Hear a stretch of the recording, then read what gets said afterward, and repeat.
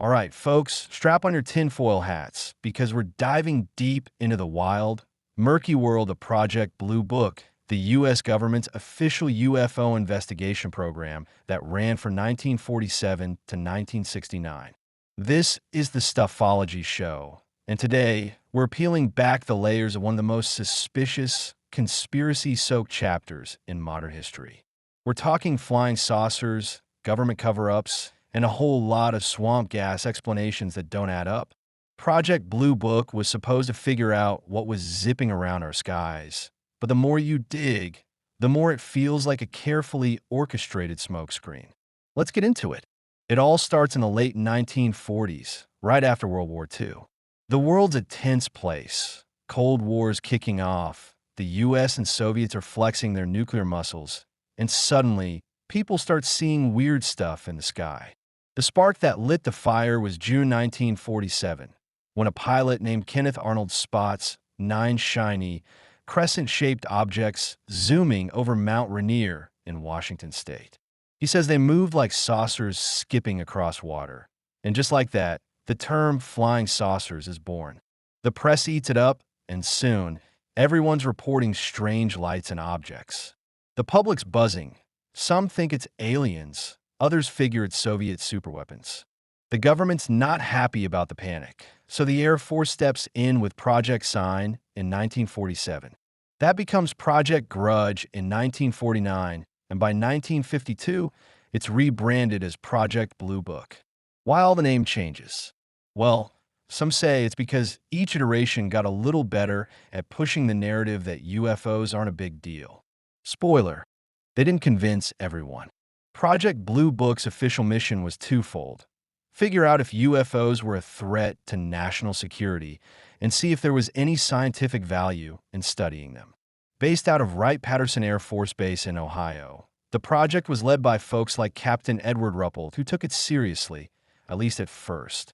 They collected 12,618 sighting reports over 17 years. Everything from blurry photos to detailed accounts from pilots, cops, and regular Joes. The Air Force says most of these, 94%, were explainable, whether phenomena, aircraft, balloons, or straight-up hoaxes. That leaves 701 cases, about 6%, labeled unidentified. 6% might not sound like much, but that's 701 sightings they couldn't explain, no matter how hard they tried.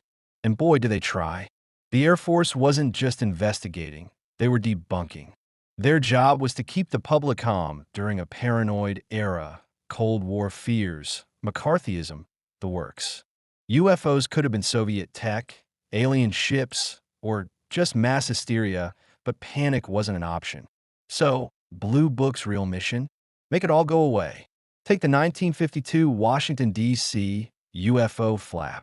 For 2 weekends in July, radar picks up objects over restricted airspace near the White House. Jets are scrambled. Pilots see lights moving at insane speeds, and ground witnesses report the same. Blue Book's explanation? Temperature inversions screwing with radar. Sure, that might explain some radar blips, but what about the pilot's eyeballs? Or the people on the ground pointing at glowing objects? Temperature inversions don't zip around like that. Let's crank up the tinfoil.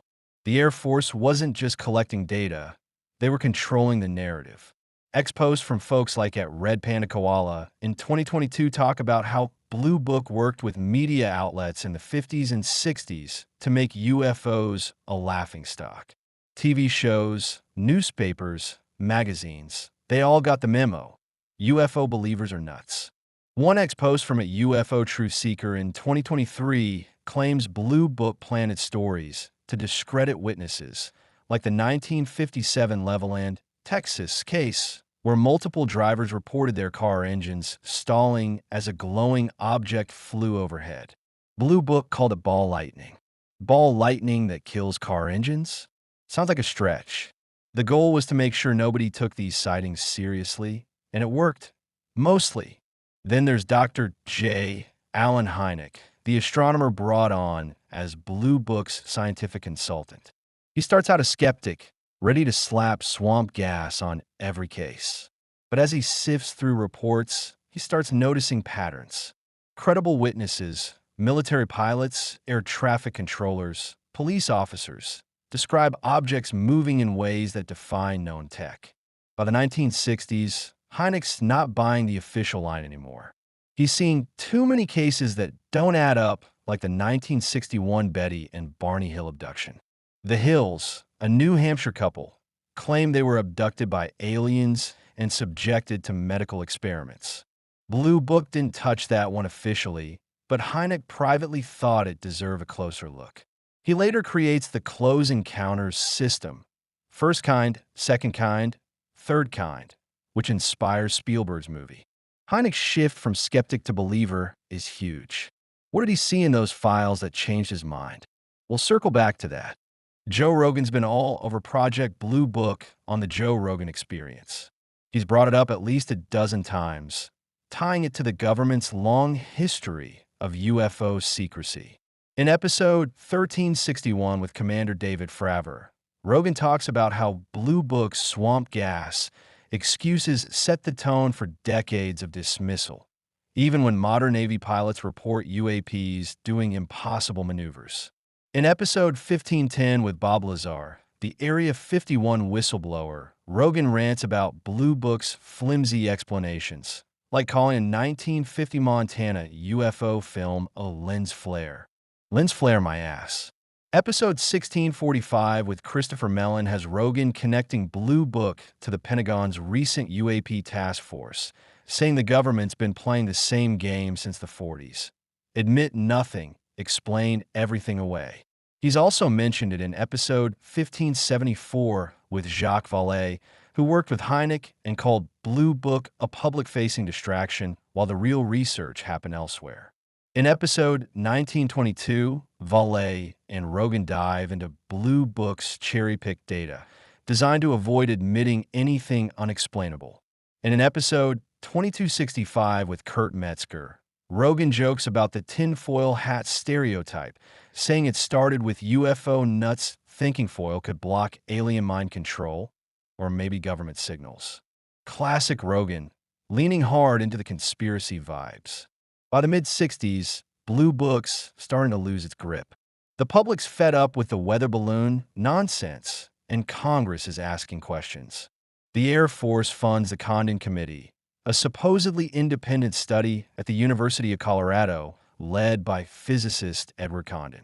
Problem is, Condon's a skeptic from the start.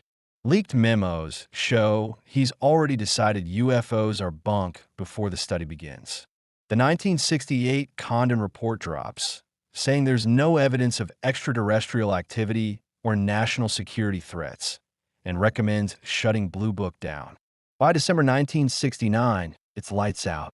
The Air Force declassifies the files, says nothing to see here, and moves on. But those 701 unidentified cases, they're like a splinter in a mind. Let's talk about some of those cases because they're where the real questions live. The 1957 RB-47 incident is a doozy. A reconnaissance plane, loaded with electronic monitoring gear, is tailed by a glowing object for 700 miles across 4 states. Radar confirms it. The crew sees it. Ground stations track it. Blue Book's explanation? Equipment malfunction. A whole plane full of trained airmen, multiple radar hits, and it's just a glitch? Then there's the 1965 Exeter, New Hampshire incident. Police officers and civilians see a massive, silent object with red lights hovering over power lines. Blue Book says it was probably stars twinkling through atmospheric distortion. Stars don't hover over power lines. The 1948 Childs-Whitted encounter. 2 pilots see a cigar-shaped object with glowing windows zoom past their plane. Blue Book calls it a meteor. A meteor with windows? These explanations are so bad they're almost insulting. The tinfoil hat gets shinier when you look at what Blue Book didn't investigate. The 1950s saw a wave of contactee stories, people claiming they met aliens. Guys like George Adamski said they talked to human-looking ETs from Venus who warned about nuclear war. Blue Book stayed away from those, dismissing them as hoaxes without looking deeper. But what if some were legit? An ex-post from a Cosmic Whisperer in 2024 suggests Blue Book ignored contactee cases because they didn't fit the no aliens narrative. Another post from its Skywatcher X in 2025 points out that Blue Book's files mention psychological factors as a catch-all for weird cases, which smells like a lazy way to discredit witnesses. And let's talk about the secrecy. The Air Force swore Blue Book was their only UFO program, but there's smoke everywhere. Declassified documents hint at parallel projects, like the 1947 Twining Memo, which called for a classified UFO study months before Blue Book started. Rogan and Jacques Vallée in episode 1574 talk about this, saying Blue Book was a front for public consumption while the real stuff, crash retrievals, maybe even alien tech, happened in black budget programs. Bob Lazar, in episode 1510, claims Area 51 was reverse engineering UFOs while Blue Book was busy debunking. An ex-post from a Project Starpath in 2025 backs this, saying Blue Book's public reports were sanitized, with the juiciest stuff funneled to classified programs. No proof, but the smoke's thick. The cultural impact of Blue Book is massive. It didn't just investigate UFOs, it shaped how we think about them. The term UFO became mainstream, but so did the stigma. By painting believers as tinfoil hat loons, the Air Force scared off serious scientists for decades. Rogan's ranted about this in episode 1315 with Andrew Yang, saying the government trained us to laugh at UFO talk while they studied it in secret. In episode 2035 with Eric Weinstein, he calls Blue Book the blueprint for gaslighting the public. Make it a joke, and nobody asks questions. The tinfoil hat thing? Rogan and Kurt Metzger in episode 2265 say it came from UFO believers thinking foil could block alien or government mind control. Sounds nuts, but when you've got declassified MK docs showing the CIA was in a mind control, maybe it's not that nuts. Let's dig into the legacy, because Blue Book's fingerprints are everywhere. The 12,618 cases, 701 of them unexplained, are a goldmine for researchers. The declassified files, available at the National Archives, are packed with details, witness sketches, radar data, pilot testimonies. But they're also packed with dodgy explanations. The 1966 Michigan swamp gas case is infamous. Hundreds of people, including cops, see glowing objects over Dexter and Hillsdale. Hynek, under pressure, calls it swamp gas, methane bubbles catching fire. The public's outraged, and Hynek later admits he was forced to downplay it. An ex-post from a UFO Chronicles in 2023 calls this the moment Blue Book lost credibility. People stopped trusting the Air Force, and who can blame them? Hynek's transformation is a big part of the story. After Blue Book shuts down, he found a Center for UFO Studies, UFOs, in 1973, pushing for legit scientific research. His Close Encounters system becomes the gold standard for categorizing sightings. Rogan and Vallée, in episode 1922, talk about how Hynek's work inspired modern UAP research, like the Pentagon's ADIP program. ADIP, by the way, is another Rogan favorite, mentioned in episode 1994 with Lou Elizondo, who ran it.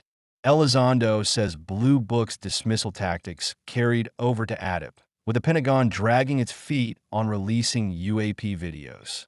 An ex-post from at Vault Vera in June 2025 calls Blue Book a significant endeavor, but says its real job was to bury the truth. Another from at Grok in May 2025 breaks down the numbers. 12,618 cases, 701 unidentified, and asks why the Air Force was so quick to pull the plug.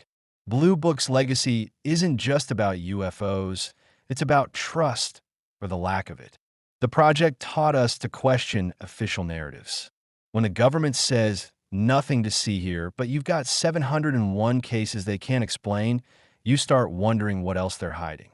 Rogan's been hammering this for years. In episode 2000 with David Grush, a 2023 whistleblower who claimed the government's got non-human craft. Rogan ties it back to Blue Book, saying the secrecy started there. Grush's testimony, unproven but explosive, echoes what Blue Book skeptics like Hynek suspected. The real research was classified, and Blue Book was the public-facing decoy. The X community's still buzzing about this.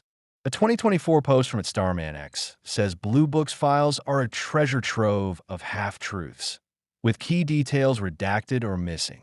Another from A Cosmic Truth in 2025 points out that Blue Book's debunking created a chilling effect. Scientists avoided UFO research for fear of being labeled cranks. Even today, the stigma lingers, though it's fading thanks to Navy UAP videos and congressional hearings. Rogan's episode 1945 with David Fravor, the Navy pilot who chased a Tic Tac UAP in 2004, hammers home the connection.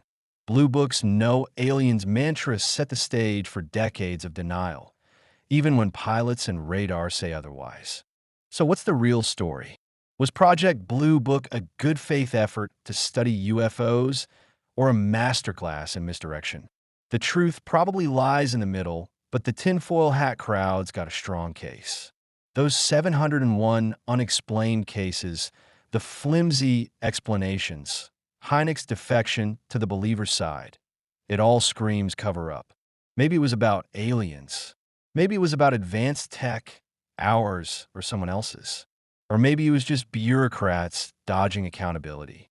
But when you've got pilots, cops, and radar operators reporting objects that break the laws of physics, and the official line is swamp gas or balloons, you don't need a tinfoil hat to smell something fishy.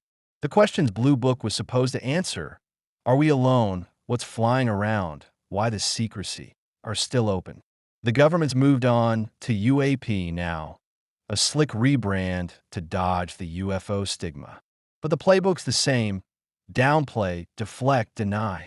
Rogan's called it out in episode 1994 with Lou Elizondo, saying Blue Book taught the government how to keep us in the dark.